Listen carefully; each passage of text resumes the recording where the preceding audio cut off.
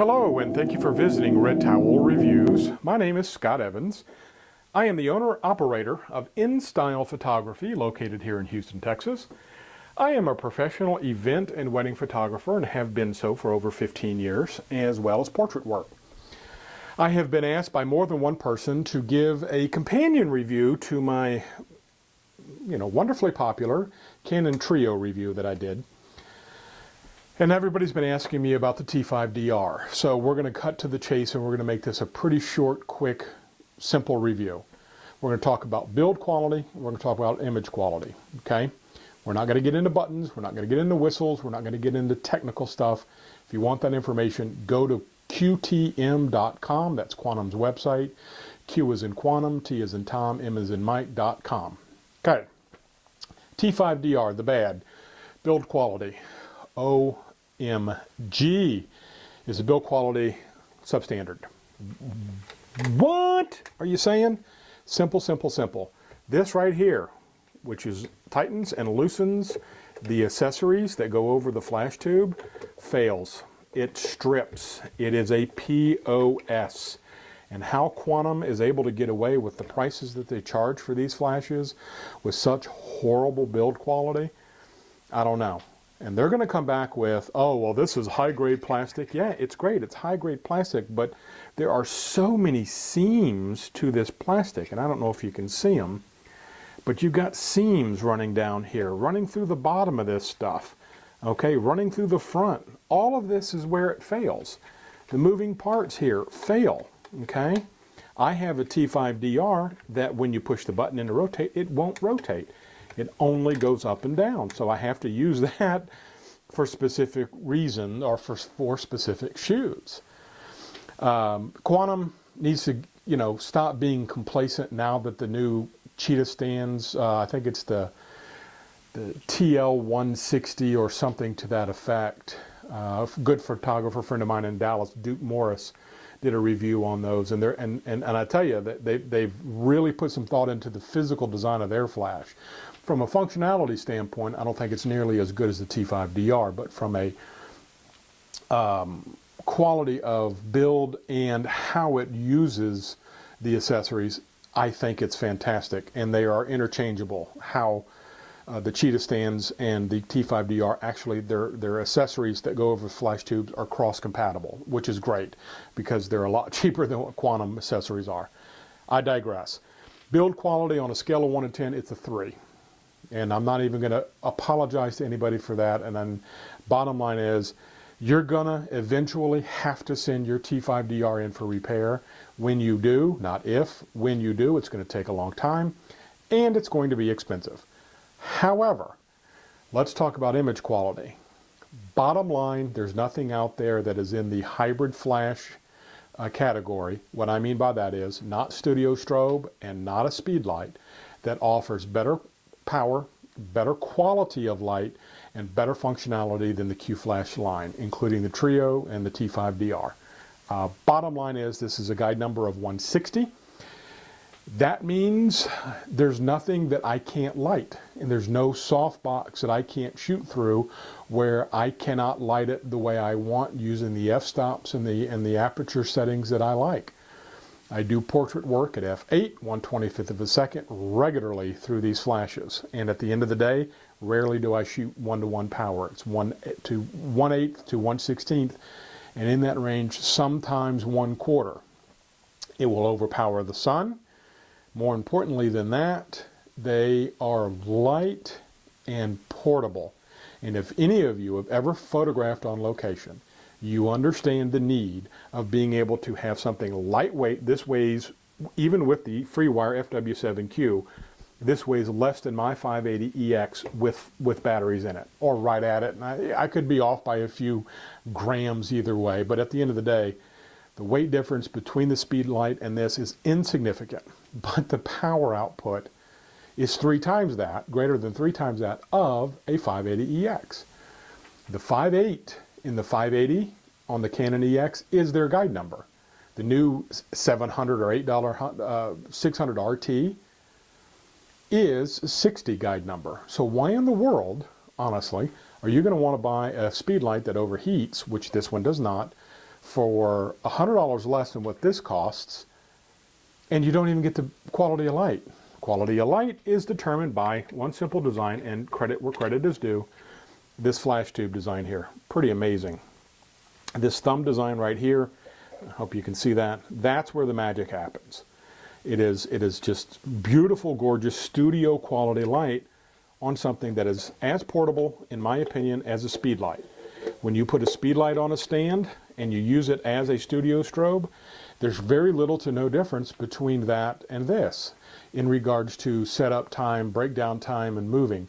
So if you're going to do that, why not go ahead and put yourself in a position to have the ability to shoot at 3 times the power of a Canon and a Nikon. I'm not a big fan of Canon flash, that's why I have these anyway. Couple that with a Quantum Pilot. Mine's dedicated for Canon because I shoot the 5D2. Now with this turned on top of my camera, I can control everything I need to control on this flash from the back of my camera, regardless of where this is to the relationship of where I am. Great pickup, great pickup. I like the Canon Pilot far and away greater than the Co-Pilot. This may be one of the worst products that Quantum has ever come out with. Don't care for it. The reason I keep it is because I plan on buying the new Quantum Omicron 3 ring light. So this works with that, and that's why I'm keeping it. If not, that would be in the burn pile. Short, sweet, to the point. T5D-R is a flash that you should get if you're serious about quality of your portraits, if you're serious about the overall quality of your images through the flash. You're not going to find anything that's better. You're not going to find anything that's going to allow you to put yourself in a position to create images that are studio quality in the middle of Herman Park in July. You're just not going to get it. You can argue that you can get it with speed lights, and maybe you can. But if you can, let me make it real simple. You're not going to be able to do it with power. This thing is powerful. I am making a fumbling mess here, and I apologize. I keep saying power. To me, when I'm lighting a subject, I want to have the ability to really light it or back off the lighting and be able to do so remotely. And I want to have enough light so where I can really play with how it looks on my subject. You do not get that with 580s. You don't. And if any of you shop, you notice that a lot of accessory makers make those 3 and 4 speed light accessories where you can connect 4 in a circle and shoot them in an umbrella, because they know that you cannot get enough power out of your 580s and your SBs to be able to equal the single power output of one T5D-R. Throw 4 of these in a scene, there's nothing you can't do. Shoot 2 of those through an umbrella, I mean, my goodness. It's insane how good the quality is. Again, bad build quality. I mean, Quantum, come on. You're a multi-million-dollar a year corporation. You've been around for over 20 years. You should know better. You should know better not to put out a product where the moving parts are so substandard in their build quality that it's guaranteed to fail. And maybe that's brilliant business on your part because, well, you're guaranteed repair business. As a professional photographer, I don't play those games, Holmes.